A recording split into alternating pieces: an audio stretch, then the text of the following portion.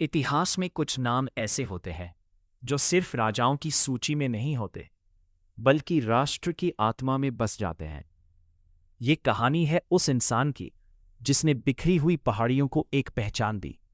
नाम पृथ्वी नारायण शाह। 18वीं सदी का नेपाल। छोटे छोटे राज्य, अलग अलग राजा और हर तरफ असुरक्षा। गोरखा, एक छोटा सा पहाड़ी राज्य, लेकिन उस गद्दी पर बैठा व्यक्ति छोटा सोचने वालों में से नहीं था। पृथ्वी नारायण शाह ने समझ लिया था, अगर ये राज्य एक नहीं हुए तो कोई और आकर इन्हें निगल जाएगा।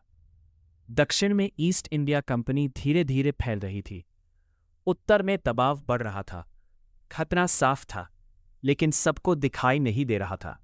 उन्होंने कहा था, ये देश फूलों की बगिया है जिसे चारों ओर से कांटे घेर कर रखते हैं। अगर सावधानी हटी तो बगिया उजड़ जाएगी। ये सिर्फ युद्ध नहीं था, ये दूरदृष्टि की लड़ाई थी। सालों की योजना, धैर्य और सही समय का इंतजार। और फिर काठमांडू घाटी। 3 राज्य, 3 राजा और एक सपना। बिना अंधी हिंसा के, बिना बेवजह खून बहाए, एक एक कर सत्ता झुकती चली गई। ये सिर्फ जीत नहीं थी, ये एक राष्ट्र का जन्म था।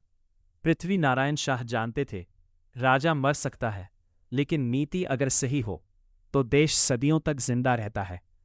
उन्होंने तलवार से ज्यादा सोच पर भरोसा किया।